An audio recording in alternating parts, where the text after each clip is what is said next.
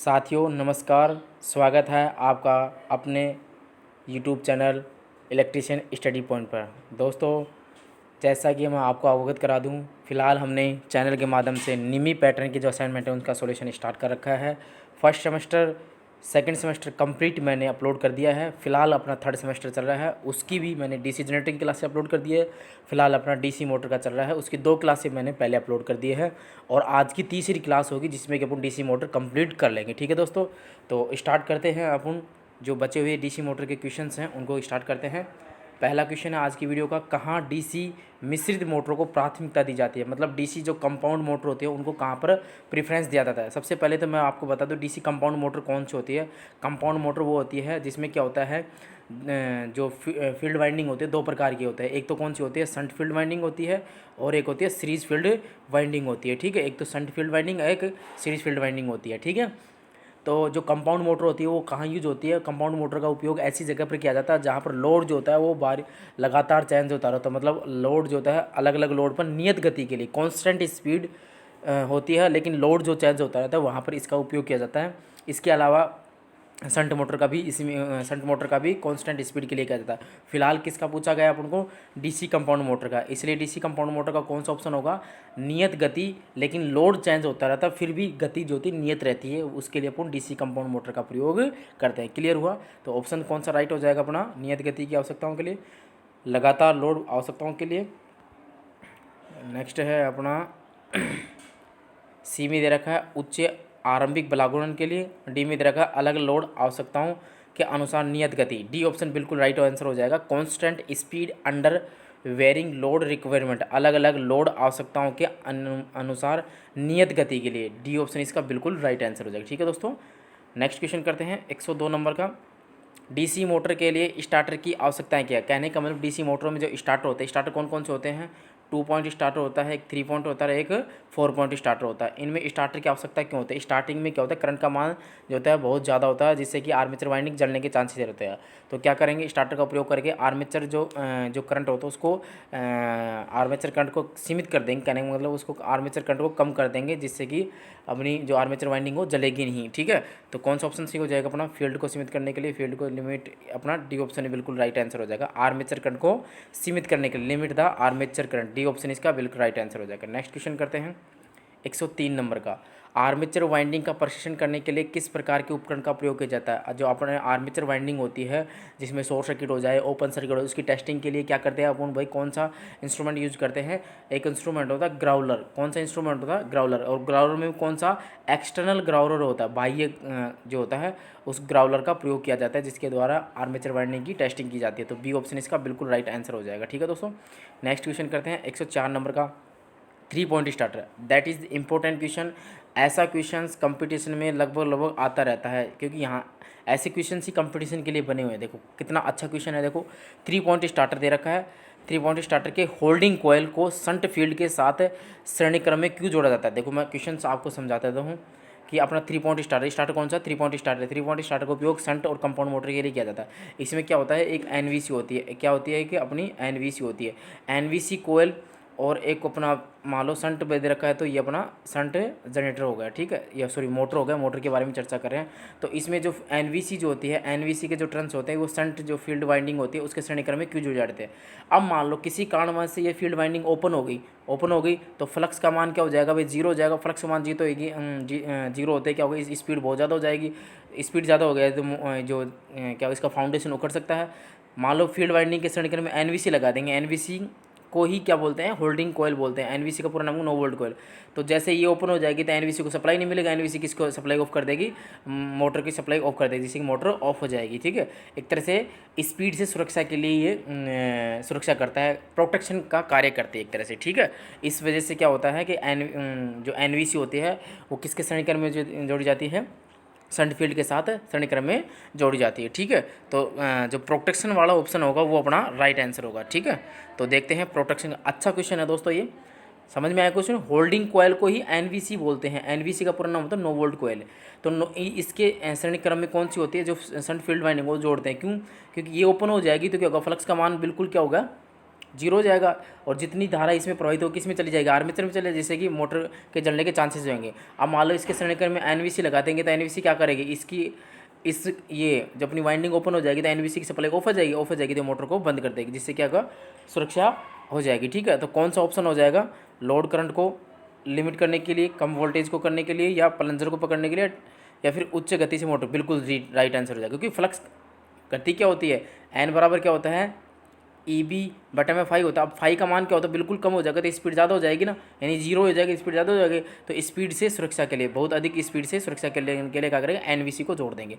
तो D option इसका right answer हो जाएगा। ठीक है, उम्मीद करता हूँ आपको समझ में आया होगा। नेक्स्ट क्वेश्चन है 105 नंबर का, किसी यौगिक मोटर की विशेषताओं के बिना बदले DOR बदलने के लिए सबसे अच्छी विधि को दे। DOR का मतलब क्या होता है, पहले तो यह देखते हैं। DOR होता है डायरेक्शन ऑफ रोटेशन, मतलब घूमने की दिशा, डायरेक्शन ऑफ रोटेशन, घूमने की दिशा। ठीक है, इसको बदलना है। अब देखो, अब यहाँ पर कौन सी मोटर दे रखी है, यौगिक मतलब कंपाउंड मोटर दे रखी है।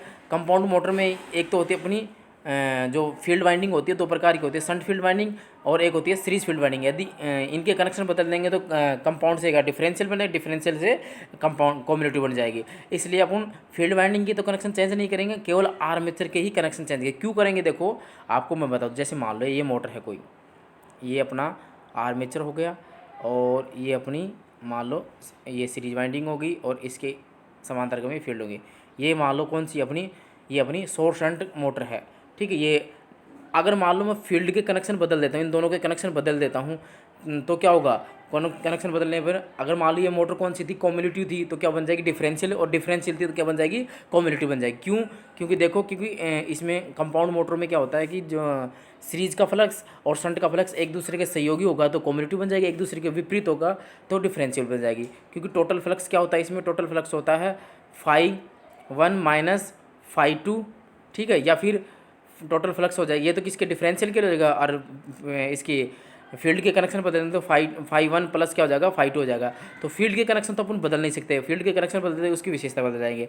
तो बिना विशेषताएं मतलब करेक्टरिस्टिक नहीं चेंज करना चाहते अपन, तो क्या करेंगे, आर्मेचर के कनेक्शन बदल देंगे, चेंज आर्मेचर करंट डायरेक्शन। तो ये ऑप्शन बिल्कुल राइट आंसर हो जाएगा। ध्यान रखना, कंपाउंड मोटरों में फील्ड के कनेक्शन नहीं बदलेंगे, घूमने की दिशा बदलने के लिए केवल आर्मेचर के कनेक्शन ही बदलेंगे।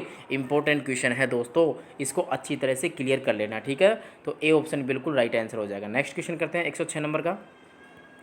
देखो क्या कह रहा है, 3 बिंदु स्टार्टर में क्षेत्र के साथ श्रृंखला में जुड़ी एनवीसी का उद्देश्य का, बिल्कुल रिपीटेड क्वेश्चन हो गया। 3 पॉइंट स्टार्टर है, उसमें सीरीज में एनवीसी क्यों जुड़ी थी, एनवीसी क्या होती है, गति में वृद्धि को रोकने के लिए, बिल्कुल सही है, डी ऑप्शन इसका राइट आंसर हो जाएगा। To prevent increase in speed, गति में वृद्धि के लिए, क्योंकि मान लो जो वाइंडिंग होती है ओपन हो जाएगी तो फ्लक्स का मान कम हो जाएगा, फ्लक्स का मान कम होने से स्पीड ज़्यादा हो जाएगी, तो स्पीड से सुरक्षा के लिए क्या कर देंगे अपन, एनवीसी जोड़ देंगे जो कि सप्लाई को ऑफ कर देगी। ठीक है, जिससे कि गति में वृद्धि जो होती है उसको रुक जाएगी। तो डी ऑप्शन इसका बिल्कुल राइट आंसर होगा। नेक्स्ट क्वेश्चन करते हैं 107 नंबर का, भारी भार के अचानक भारित करने के लिए किस प्रकार की डीसी मोटर का उपयोग किया जाता है। क्या कहना चाहते हैं क्वेश्चन, कि हैवी लोड के लिए, अचानक हैवी लोड आ गया, लगातार चलता रहता है कोई दिक्कत नहीं, अचानक लोड डाल देते हैं, तो उसके लिए कौन सी मोटर का उपयोग करते हैं, उसके लिए अपन कम्युनिटी कंपाउंड मोटर का उपयोग करते हैं। डी ऑप्शन इसका राइट आंसर हो जाएगा। कम्युनिटी कंपाउंड मोटर को हिंदी में बोलते हैं संचय यौगिक मोटर। ठीक है दोस्तों, नेक्स्ट क्वेश्चन करते हैं 108 नंबर का, खाद्य मिक्सर। देखो अच्छा क्वेश्चन है, खाद्य मिक्सर मोटर में किस गति नियंत्रण का उपयोग किया जाता है। सबसे पहले तो बात करता हूँ खाद्य मिश्रण की, बात करता हूँ।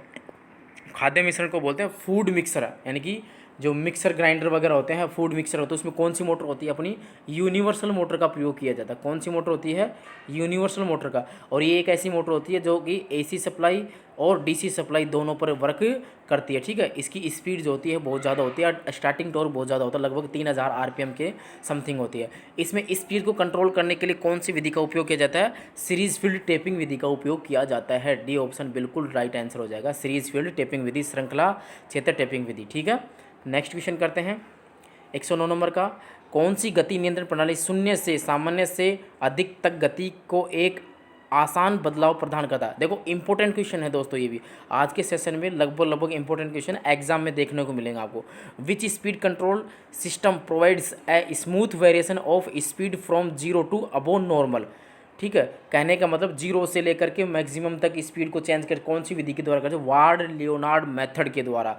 ये बहुत ही इंपॉर्टेंट टॉपिक है ये, वार्ड लियोनार्ड सिस्टम नियंत्रण विधि, इसको वोल्टेज कंट्रोल मेथड भी कहते हैं। तो इसलिए डी ऑप्शन इसका राइट आंसर हो जाएगा। ठीक है, नेक्स्ट क्वेश्चन करते हैं 110 नंबर का।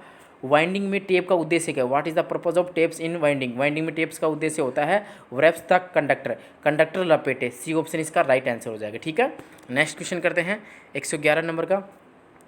किस प्रकार की DC armature front pitch Y F, पीछे की पिच वाई बी से अधिक होती है। क्वेश्चन क्या कहना चाहता है, ऐसी कौन सी आर्मेचर वाइंडिंग है जिसमें फ्रंट पिच का मान जो होता है वो बैक पिच के मान से अधिक होते हैं, मतलब फ्रंट पिच का मान अधिक होता है किसकी तुलना में, बैक पिच की तुलना में। तो ध्यान रखना, फ्रंट पिच का मान जो होता है, फ्रंट पिच का मान कौन सी एकमात्र ऐसी वाइंडिंग होती है जिसमें फ्रंट पिच का मान ज़्यादा होता है, कौन सी होती है, रिस्ट्रोगेसिव वाइंडिंग। कौन सी होती है, रेस्ट्रोगेसिव वाइंडिंग होती है। डी ऑप्शन इसका राइट आंसर हो जाएगा। फ्रंट पिच का मान इसमें ज़्यादा होता है, बैक पिच का मान कम होता है, वाई एफ। ठीक है, तो डी ऑप्शन इसका राइट आंसर हो जाएगा। अब आपको बता दूं, आपको रेस्ट्रोगेसिव के लिए हमेशा मान लो ये Z minus plus minus two बटे में पोल्स की संख्या, अगर आपको एवरेज पिच निकालना होता है तो इसमें रेस्ट्रोगेसिव के लिए कौन सा चिन्ह लेते हैं, माइनस का, और प्रोग्रेसिव के लिए कौन सा चिन्ह लेते हैं, प्लस का। ये भी आपको ध्यान रखना, अगर न्यूमेरिकल क्वेश्चन आ जाए तो आगे आएगा भी न्यूमेरिकल, मैं बता दूंगा आपको।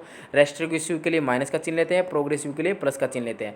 फिलहाल क्वेश्चन क्या पूछा था कि ऐसी कौन सी वाइंडिंग है जिसमें फ्रंट पिच का मान जो होता है वो अधिक होता है किसकी तुलना में, बैक पिच की तुलना में। वाई बी मतलब बैक पिच का, तो रेस्ट्रोगेसिव, डी ऑप्शन इसका राइट आंसर हो जाएगा। ठीक है, नेक्स्ट क्वेश्चन करते हैं 112 नंबर का। क्या है, what reduce the cross sectional area of core materials for VA रेटिंग। VA का मतलब तो volt ampere rating. Volt ampere rating के लिए कोर सामग्री क्रॉस सेक्शनल क्षेत्र को क्या कम करता है, क्या कम करता है भाई, हाई क्वालिटी का अलॉय मटेरियल जो होता है वो करता है। तो कौन सा ऑप्शन सही हो जाएगा, सी ऑप्शन इसका राइट आंसर होगा। हाई अलो स्टील्स होता है, सीट, हाई अलो सीट, उच्च मिश्रित धातु की चादर, सी ऑप्शन इसका राइट आंसर हो जाएगा। उच्च मिश्रित धातु की चादर जो होता है वो क्या करती है, भाई, अपना जो सामग्री का क्रॉस सेक्शनल क्षेत्र होता है उसको कम कर देती है। ठीक है, तो नेक्स्ट क्वेश्चन करते हैं 113 नंबर का।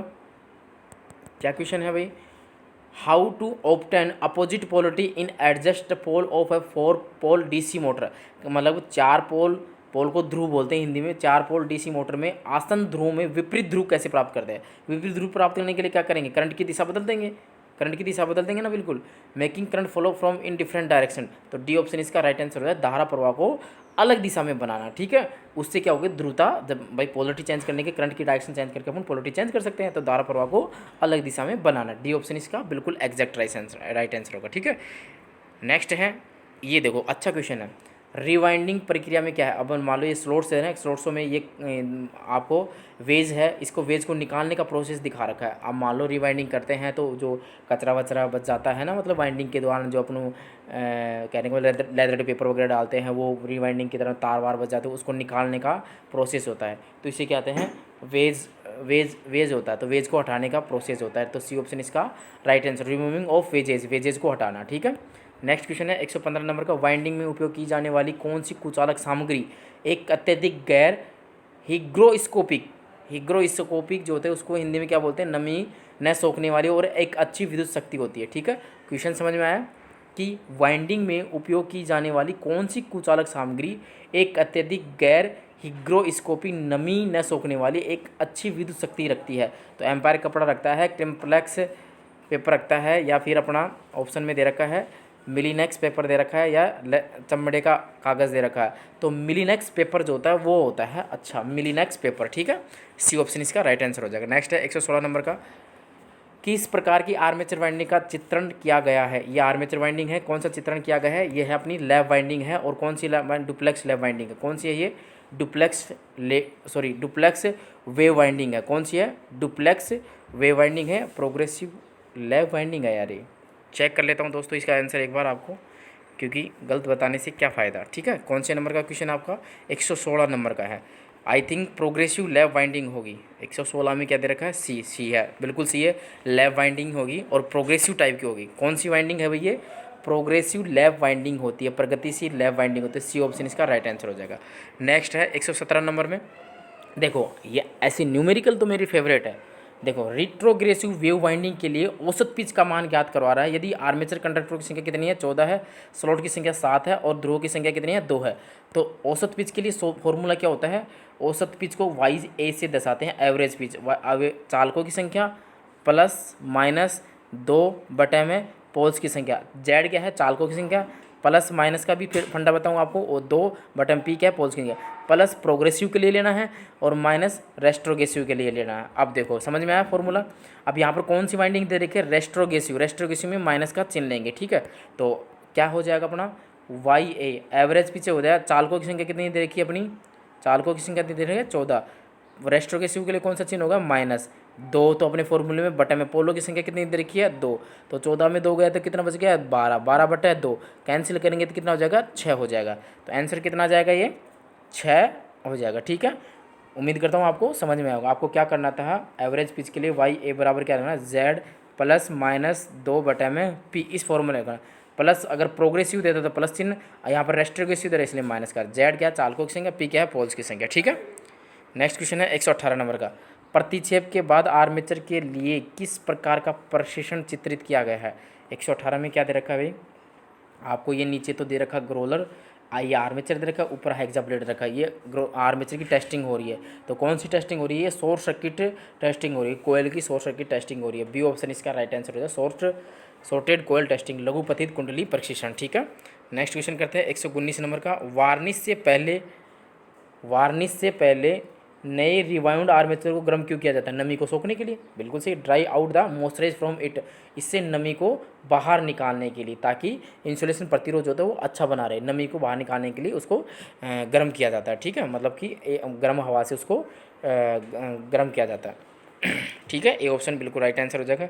120 नंबर का, डीसी कंपाउंड मोटर के लिए घूर्णन की दिशा कैसे बदल देंगे, अभी तो बताया था मैंने, कौन सी, आर्मेचर की दिशा बदल देंगे। अगर फील्ड का बदल देंगे तो क्या हो जाएगा, कम्युलेटिव कंपाउंड है तो वो डिफरेंशियल बन जाएगा, और डिफरेंशियल है तो कम्युलेटिव है, क्योंकि जो फ्लक्स इंड्यूज होता है सीरीज और शंट में, तो वो क्या होता है, अगर सहयोगी होगा तो कम्युलेटिव, एक दूसरे का सहयोगी होता है तो कम्युलेटिव, और एक दूसरे का विपरीत स्वभाव का होता तो डिफरेंशियल होता है। इसलिए फील्ड का तो चेंज नहीं करेंगे, केवल आर्मेचर के कनेक्शन बदलेंगे, ठीक है, आर्मेचर की जो धारा प्रवाहित हो रही है उसके कनेक्शन बदलेंगे। तो कौन सा ऑप्शन होगा, A option, by changing the direction of the armature current, armature धारा की दिशा बदल कर ही बदल सकते हैं, ठीक है।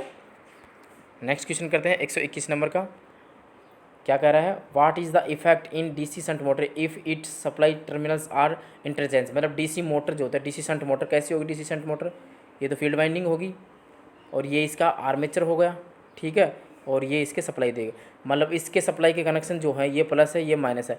अब इस प्लस वाले को तो माइनस कर दे और माइनस के वाले को प्लस कर दे तो क्या होगा, इसके घूमने की दिशा बदलेगी क्या, नहीं बदलेगी, घूमने की दिशा नहीं बदलेगी, ठीक है, जैसा रनिंग कर रहा है वैसे ही करेगा। फील्ड के और आर्मेचर के कनेक्शन बदलेंगे तो ही घूमने की दिशा बदलेगी, सप्लाई वोल्टेज के बदलने से नहीं बदलेंगी, ठीक है। तो कौन सा ऑप्शन सही हो जाएगा, धीमी गति से चलेगी गलत, तेज़ रफ्तार से चलेगी, एक ही दिशा में चलेगी, बिल्कुल सही है, run in the same direction, C option इसका राइट आंसर हो जाएगा। नेक्स्ट क्वेश्चन करते हैं 122 नंबर का, यदि डीसी शंट मोटर की फील्ड वाइंडिंग ओपन सर्किट हो जाए तो क्या होगा। देखो ये शंट है, शंट के लिए ये अपना फील्ड वाइंडिंग हो गया। देखो अच्छे क्वेश्चन है, शंट और कंपाउंड से बहुत ज़्यादा क्वेश्चन आते हैं, ठीक है, ये हो गया, ये हो गया। अब मान लो ये क्या कर रहा है, ओपन सर्किट हो जाएगा, ओपन सर्किट होगा तो फ्लक्स का मान क्या होगा, जीरो होगा, और इसमें प्रवाहित होने वाली सारी धारा इसमें चले जाएगी, और स्पीड क्या होती है, स्पीड होती है ई बी बराबर क्या होता है फाई। अब फाई का मान बिल्कुल कम हो गया, यानी कि जीरो हो गया, तो स्पीड बहुत अधिक हो जाएगी, तो बहुत हो जाएगी। यही पूछा है कि ओपन सर्किट होगी तो क्या होगा, बहुत तेज़ गति से चलेगी, तो डी ऑप्शन इसका राइट आंसर हो जाएगा, runs in very high speed, runs in very high speed, बहुत तेज़ गति से चलेगी। नेक्स्ट क्वेश्चन है 123 नंबर का, शून्य भार से पूर्ण भार में डीसी शंट मोटर की गति कम होने का कारण का मतलब कहने का, जीरो से और फुल लोड पर जो गति जो होती है वो क्यों चेंज होती है, क्या होते हैं, वोल्टेज ड्रॉप होते हैं, वोल्टेज ड्रॉप क्या होते हैं, आर्मेचर रिएक्शन होती है, उसके कारण क्या होते हैं, वोल्टेज ड्रॉप होते हैं, उसके कारण क्या होते हैं, ड्रॉप हो जाते हैं, क्योंकि शंट मोटर में जो ग्राफ निकालता है वो सीधा निकालता है, लेकिन इसमें थोड़ा सा ऐसे दिखा रखा है। तो ये जो ड्रॉप हुए हैं किसके कारण से हुए हैं, आर्मेचर वोल्टेज ड्रॉप के कारण हुए हैं, ठीक है, आर्मेचर वोल्टेज ड्रॉप के कारण, आर्मेचर वोल्टेज ड्रॉप बढ़ जाते हैं, इस कारण से क्या होगा, ये जो ड्रॉप दिखा रखा है ना, ये वाला ड्रॉप, ये किस कारण से बढ़ जाते हैं, ये बढ़ जाते हैं आर्मेचर वोल्टेज ड्रॉप इंक्रीज होने के कारण, ठीक है, सी ऑप्शन इसका राइट आंसर हो जाएगा। नेक्स्ट है कौन सा वाइंडिंग दोष इस प्रशिक्षण को दर्शाया गया है। फिर से आ गया अपना फॉल्ट, देखो ये ग्रोलर है, ये आर्मेचर है, यहाँ पर कम्यूटेटर के जो सेगमेंट्स दिखा रखे हैं ना, सेगमेंट्स, इस सेगमेंट्स के माइक का होता है, इसमें एक सेगमेंट्स और ऐसे लगे, इसमें वोल्ट मीटर लगा रखा था। ये कौन सा हो गया, ओपन सर्किट हो गया, तो ओपन कॉइल फॉल्ट की टेस्टिंग हो जाएगी। ए ऑप्शन इसका राइट आंसर हो जाएगा। ठीक है, तो ये थे आपके क्वेश्चंस दोस्तों डीसी मोटर के। आगे देखते हैं, ये आ जाएंगे एसी 3 फेज़ मोटर की, वो जो कि अगले वीडियो में करवाएंगे। ठीक है दोस्तों, तो ये थे आपके, देखो इसके आंसर भी आपके सारे के सारे इसी में दे रखे हैं। ठीक है, जो भी डाउट लगता है मैं आपको आंसर में आपको बता देती हूँ। ये आंसर लगभग सारे आंसर सही दे रखे हैं इसमें। ठीक है, तो इस तरह से अपना डीसी मोटर के सारे क्वेश्चंस मैंने कंप्लीट करवा दिया। डीसी जनरेटर हो गया, डीसी मोटर हो गया। आगे वाला जो सेशन होगा, आगे वाला जो वीडियो होगा, उसमें अपन कौन सा करेंगे, अपन 3 फेज़ इंडक्शन मोटर के क्वेश्चन करेंगे। 3 फेज़ एसी 3 फेज़ मोटर के। ठीक है, एसी 3 फेज़ मोटर के करेंगे स्टेप बाय स्टेप। ठीक है दोस्तों, यदि आपको कंटेंट अच्छा लगता हो, कुछ आपको ज़्यादा कुछ समझ में आता हो, एक्स्ट्रा कुछ नॉलेज मिलती हो, तो आप चैनल को सब्सक्राइब कीजिएगा और साइड में बेल आइकन का प्रेस उसको दबा लीजिएगा और अपने दोस्तों को ज़्यादा से ज़्यादा शेयर कीजिएगा, ताकि आने वाले वीडियो का नोटिफिकेशन मिल सके और ताकि हमारे को मोटिवेशन मिल सके। और वीडियो को जाते जाते लाइक कीजिएगा। धन्यवाद दोस्तों।